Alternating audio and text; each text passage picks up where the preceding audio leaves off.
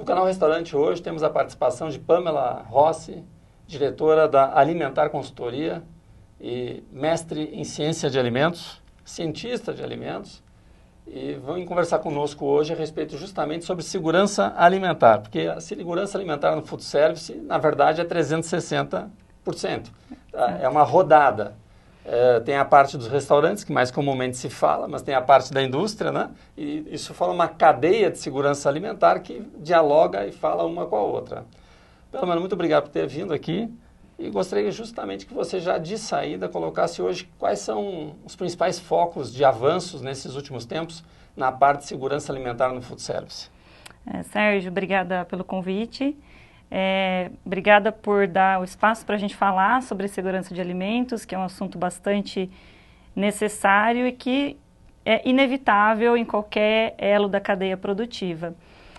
Quando a gente fala em segurança de alimentos hoje, o maior avanço que eu consigo apontar é estarmos preocupados e falando sobre cultura de segurança de alimentos. Por que cultura? Porque a cultura, ela envolve mais do que regras, mais do que só conhecimento. É quando a gente fala em acreditar numa causa.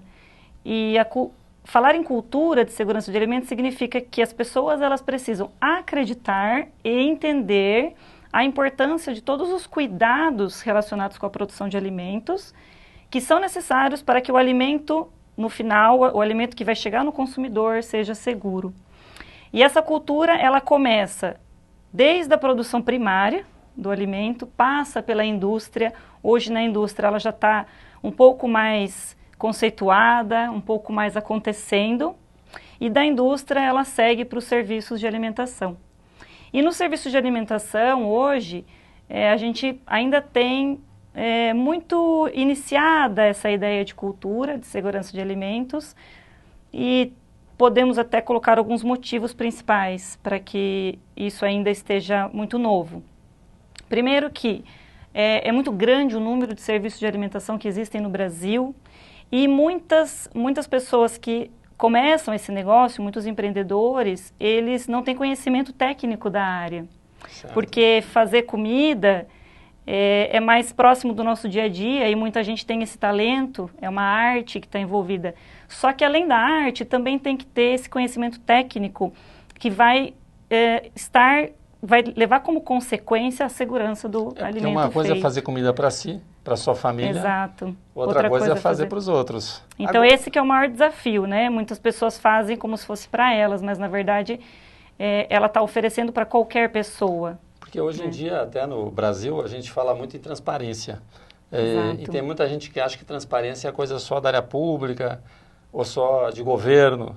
Mas quando a gente fala de manuseio, higiene de alimentos, a segurança alimentar, que impacta diretamente na responsabilidade social, na saúde das pessoas, cada vez mais me parece também que a transparência, saber quais são teus ingredientes, por onde passaram, poder rastrear, saber quais são teus processos de avaliação. Exato. Eles vão fazer também não só assim, parte da obrigação, que hoje em dia já fazem, em função da legislação, mas me parece, Pamela, eu gostaria que você comentasse isso, que também podem fazer parte da cultura, como você falou, do negócio, do estabelecimento, da indústria, para também gerar valor, ou seja, para também fazer parte, digamos assim, de uma reputação daquela marca e daquela empresa. Você acha que é nessa direção que as coisas vão? Acho que é nessa direção. Então, assim, a gente tem de iniciativas públicas, de regulamentação, o Brasil ele tem um portfólio exemplar, né? A gente tem regulamentações muito exigentes, muito rigorosas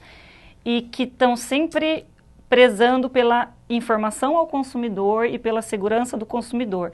A Anvisa trabalha muito bem nesse sentido. Só que as empresas, tanto as indústrias quanto os serviços de alimentação, não podem esperar serem cobrados desses cuidados para que eles aconteçam. Então, eles têm que ter a iniciativa. E para ter iniciativa, tem que acreditar e conhecer a importância disso tudo. Na indústria, isso está caminhando bem, até porque o mercado acaba exigindo esses controles, esse cuidado. Agora, em serviços de alimentação, isso ainda precisa melhorar. Sim. Porque a vigilância sanitária, ela não consegue atender a demanda que existe do número de estabelecimentos E é necessário que os gestores desses estabelecimentos que se capacitem e adquiram esse conhecimento sobre esses cuidados, que são as boas práticas, né, para que os alimentos sejam seguros. E hoje está fácil adquirir isso, né? Você tem vários modelos de treinamento, a gente estava até conversando no início da nossa conversa, tem treinamentos presenciais, que são mais direcionados, mais personalizados, mas também tem treinamentos online, que são oferecidos de vários formatos por preços geralmente muito acessíveis, sim. Enfim. Esse conhecimento está fácil, mas precisa buscar. E o empreendedor, o gestor, ele tem que considerar que esse conhecimento que vai para um profissional que colabora, ou então da própria consultoria que está naquela pequena cidade, né? Não é só uma obrigação, mas acaba sendo um patrimônio, né?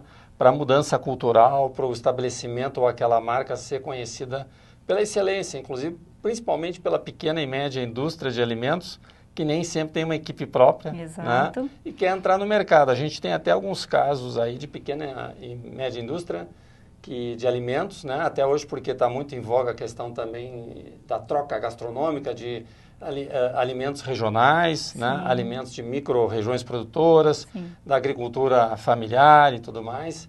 E para entrar no mercado tem que ter uma segurança alimentar básica. Exato. E as empresas de consultoria podem ajudar bastante esses pequenos e médios empreendedores que não têm uma equipe profissional da área, uma equipe técnica, tanto com treinamentos quanto com auditorias de fornecedores, né? Então, para um restaurante, para ele produzir um alimento seguro, ele tem que começar com matérias-primas seguras. E para começar com matérias-primas seguras, tem que ter um mínimo de seleção de fornecedores. Então, tem que ser avaliado de qual fornecedor eu posso comprar. É claro que um fornecedor de marca renomada, eu posso confiar, mas existem muitos fornecedores menores e que não têm um selo de segurança, então uma auditoria para avaliação da qualidade desse fornecedor se torna importante em alguns casos. Até porque em muitos restaurantes que estão em determinadas regiões, até regiões turísticas, pousadas, hotéis, acaba sendo um upgrade, digamos assim, no marketing, você ter no cardápio produtos locais. Sim. Só que, claro, que o restaurante tem que se assegurar de que esse fornecedor esteja dentro de critérios seguros. Exato. Então, é fundamental essa pequena empresa fornecedora, ela também ter uma consultoria, ou ela está em condições de digamos assim, fornecer para um grande hotel, fornecer para uma pousada que tem nome, porque é pousada, o restaurante, o hotel não vão querer perder a reputação. Exato. Em função de um dos produtos do cardápio. É uma cobrança em cadeia, né? O que é muito legal, porque isso traz um resultado positivo para o consumidor final. Exato. É uma soma de avaliações e de cuidados, né, para chegar a uma certa excelência. Eu queria, Pamela, também que você comentasse, porque hoje nós temos um fenômeno que grande parte dos restaurantes de conveniência estão dentro de shoppings. Né? Sim. Tem redes que praticamente só existem dentro de shoppings. Né? Exato. A gente está acostumado com toda essa parte de manuseio, higiene, da segurança alimentar em ambientes relativamente maiores com espaços estruturados. Aí, de repente, em shopping, você vê que num espaço muito pequenininho, você tem lá um restaurante, você tem um fast food, né? E qual o desafio para conseguir uma qualidade, uma segurança alimentar nesses locais em função do espaço reduzido? Uma coisa que eu gosto de enfatizar com os profissionais da área é que cuidar da qualidade e da segurança do alimento é difícil em qualquer tipo de negócio, né? Assim, para as pessoas se sentirem até mais confortáveis, né? Que não é difícil só para você, é difícil para todos. E quando a gente fala em estabelecimentos pequenos, que é o caso que acontece em shopping center, a gente pode aí, de repente, apontar duas dificuldades principais que são mais relevantes. Primeiro que é a falta do espaço mesmo, porque se não tem espaço, fica mais difícil você organizar etapas de preparo e isso pode levar a um aumento de chance de contaminação cruzada. A contaminação cruzada é quando existe uma contaminação de um alimento que já está pronto com um alimento que ainda está cru ou que ainda não foi higienizado. E quando o espaço é pequeno, é mais fácil isso acontecer. Então, para que não aconteça, precisa ter mais organização no processo, organizar horários, organizar espaços, utensílios separados para cada tipo de alimento. né?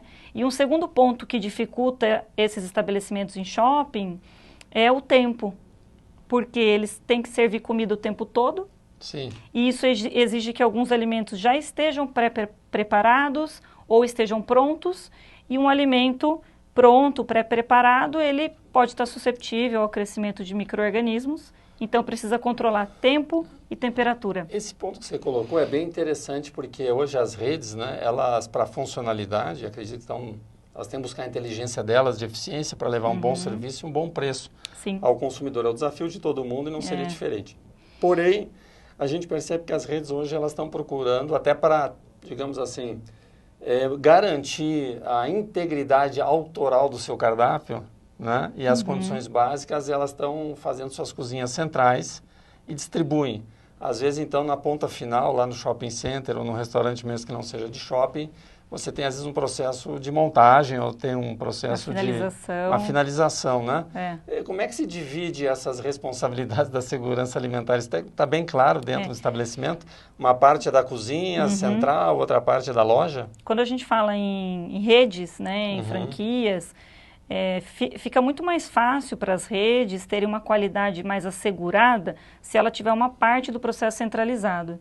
Então, algumas redes optam por esse tipo, né, por essa metodologia, e aí eles conseguem ter um controle maior do processo produtivo até um certo ponto, que é onde o alimento fica pré-preparado, aguardando só uma finalização, mas, de qualquer forma, a responsabilidade o trabalho que isso dá também é grande, porque eles têm que ter controles em todos os processos produtivos, e esse controle continua na distribuição até chegar em cada unidade. E depois, essas redes, elas estabelecem procedimentos padronizados para cada cozinha, como ela deve seguir dentro da sua cozinha, que é a unidade final. Como que ela tem que cuidar do produto que ela recebeu, qual é a temperatura, qual é o tempo que ela pode armazenar aquele produto. Tudo isso tem que estar documentado com procedimentos padronizados para que a segurança aconteça. E nas grandes redes a gente vê isso acontecer. E, Pamela, quais, assim, 2, 3 dicas muito rápidas que você poderia dar, que considera as fundamentais, as principais, para que um restaurante homologue, né, define aquele fornecedor como capaz de te dar ingredientes para o teu cardápio? A parte de homologação, seleção de fornecedores, ela é fundamental, porque é o início da qualidade e da segurança. Certo. Como eu comentei, algumas redes, elas investem bastante nessa parte do processo, contratando consultorias para fazer auditorias em todos os fornecedores, né? Tem rede que faz auditoria até em fornecedor de guardanapo de papel.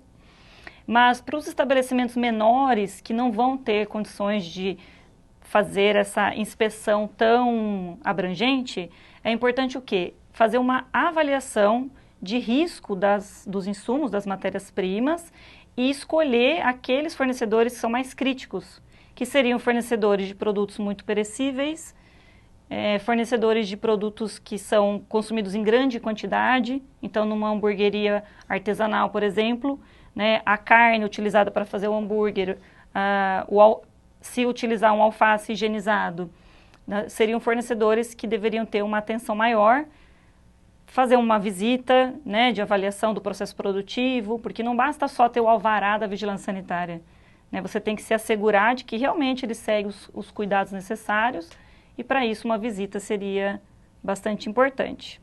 Bom, muito obrigado. A participação aqui da Pamela Rossi, diretora da Alimentar Consultorias, mestre em ciência de alimentos, que veio aqui enriquecer a nossa questão sobre os desafios de seleção de fornecedores e segurança alimentar. Obrigado, Pamela. Obrigada.